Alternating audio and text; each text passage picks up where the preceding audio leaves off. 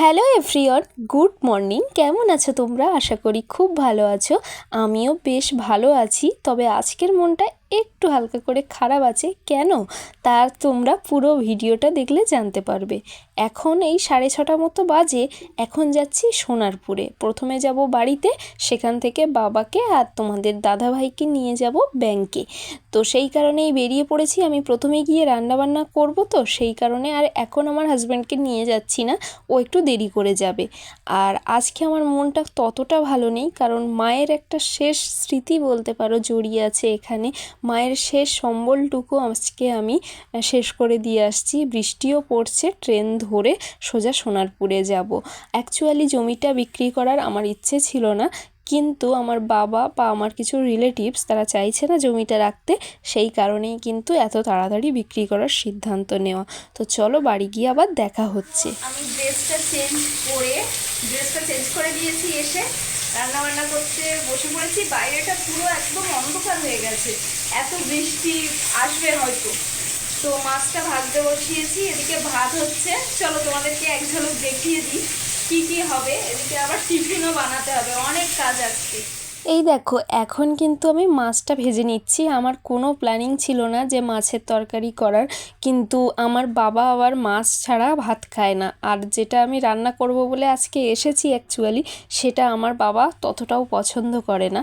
আর এদিকে দেখো ভাতটাও বসিয়ে দিয়েছি। আর এদিকে বাইরেটা দেখো পুরো অন্ধকার হয়ে আছে, এখন ওই 8টা মতো বাজে। আর এদিকে দেখো চিংড়ি মাছ 3টে পাত্রে ভাগ করা ছিল, সব একসাথে ভিজিয়ে দিয়েছি। এদিকে যা যা লাগবে সব নিয়ে নিয়েছি। মাছগুলোতে নুন হলুদ মাখানোই আছে। আর এদিকে দেখো চিকেনটা কিন্তু আমি ধুয়ে নিয়েছি ভালো করে।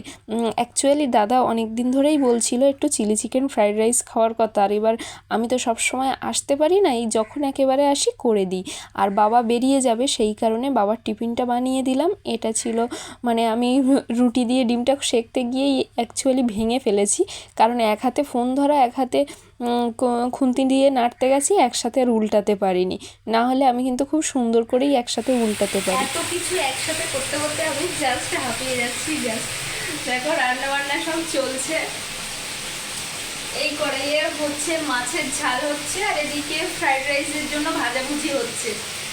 তো পুরো জাস্ট আমি হাঁপিয়ে যাচ্ছি, কি বলবো। তাও আবার 10টার মধ্যে কমপ্লিট করতে হবে। এখন অলরেডি 9:18 বাজে। ঝটপট করে রান্না করে নিয়ে আবার তোমাদের সাথে দেখা হচ্ছে। এই দেখো, বেশ অনেক দিন বাদে না বড়ি দিয়ে মাছের ঝোল করছি। একটু ধনেপাতা দিয়েছি, আর তার সাথে একটু মশলা করেছিলাম মাংসের জন্য, সেটাই দিয়ে রান্নাটা করছি।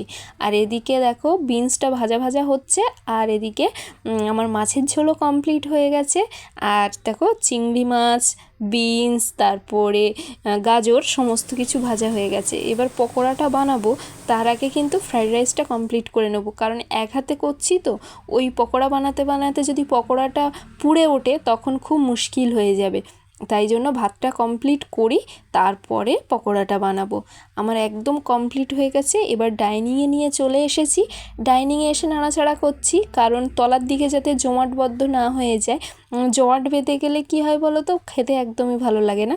সেই কারণে আমি কড়াইটা গরম গরম নিয়ে এসে একটু নাড়াচাড়া করছি। তাতে কি হবে, ভাতটা একটু ঝরঝরে হয়ে যাবে।